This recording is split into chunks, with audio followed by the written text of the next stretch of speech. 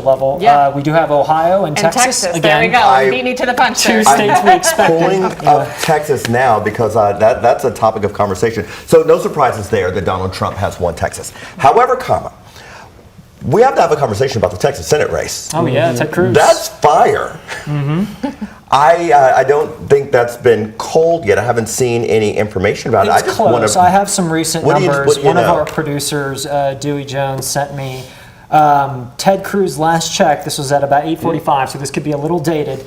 50.2% of the vote. Colin Allred, 47.9%. Obviously, Ted Cruz being the sitting senator, the Republican Colin Allred, the Democratic challenger.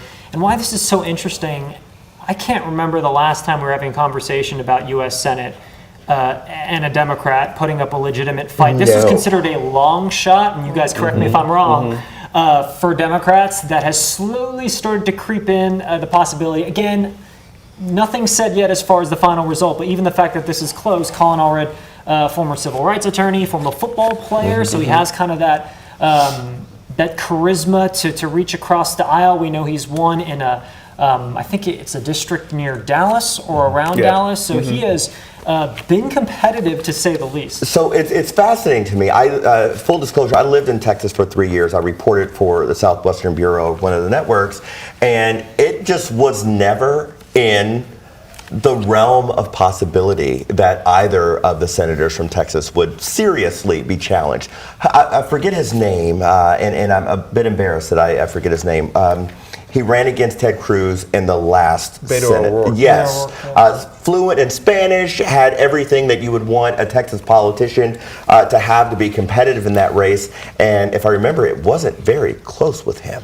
And for this time around, for it to be, what did you say, 48, 52, I think it's just something over like that? 50 for Ted Cruz, nearly 48% for Colin Allred. I don't know exactly what's the percentage? So I'm looking at 9:15, 62% of the vote in. Cruz is at 52%, and Allred is at 47%.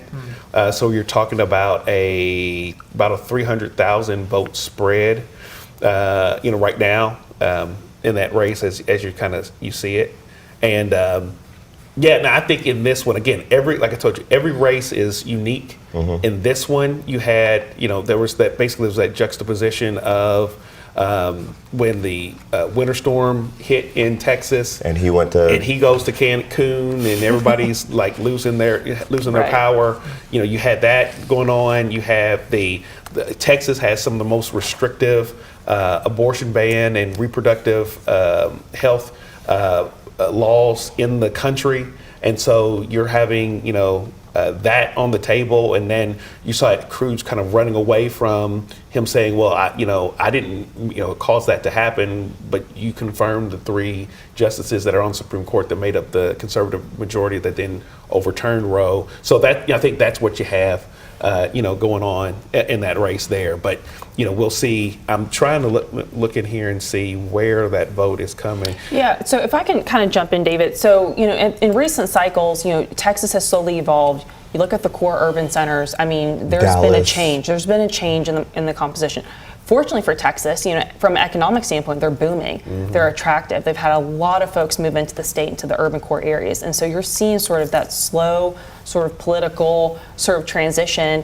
And I think sort of in ideology and sort of party affiliation, kind of like what Arizona and Nevada have experienced, where you have sort of that migration of Californians coming, inland. I think Texas has, experienced record growth. And with that comes sort of, fresh perspectives and, a different sort of makeup. I think Texas is going to be, we talk about how Kentucky is fascinating politically by being a red state, but typically having a blue governor. I think Texas is on the verge, not necessarily of that kind of makeup, but eventually maybe something similar or a shift demographically with Texas. Because I think in this election, we've spent a lot of time talking about demographics. We mentioned the women vote, the minority vote, the black vote, Latin vote, and those are important in every election to address those. But I feel like in this election is when that really has become the forefront of most conversations. And Texas has to be, at least when I lived in Dallas, was one of the more diverse places because you've got so many Fortune 500 companies there. And then you've got Harris or Harrison County, whichever houses Houston, which is one of the most African American counties in America. And so the diversity is there. And with the Senate race closer than it has been in previous years, where do we think Texas is going politically? Do we think it is going to at some point be a swing state, or is Texas just going to be Texas?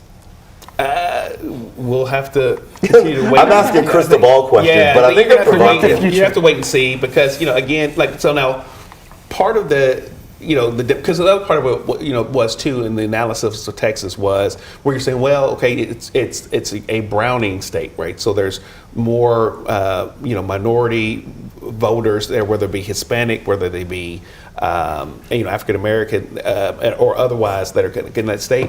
But at the same time, those groups are not monolithic in terms of the way that they vote and the way they vote. And that's a big misconception. Particularly in the Hispanic or in the Hispanic community, it could be everything based upon what country of origin does the family come from, and then also are they first generation, second generation, or third generation Texans or of a Hispanic descent, because then that also changes the way that they look at their politics as well. That's right. Yeah. So I did political consulting in New Mexico, and it wasn't that long ago that was a red state, and that is a majority state of Hispanic and Latin people. And so, yeah, I think to kind of box, I think a segment of voters is we're kind of beyond that nowadays. But Texas will be interesting to watch, like I said, as those urban centers continue to have sort of an influx of different people and the population grows. It could be a situation where they continue to become deep blue, more and more blue, where the rural parts are red, and we live that here in a state where we have that sort of that contrast, and particularly at the state level. There's some real fights happening around, social values and legislative priorities. And so we'll see if that actually translates to the federal races. I feel like federal races are slower to take up those trends. But yeah, Texas as a state, it's Republican controlled, and maybe that may not always be the case. Taking a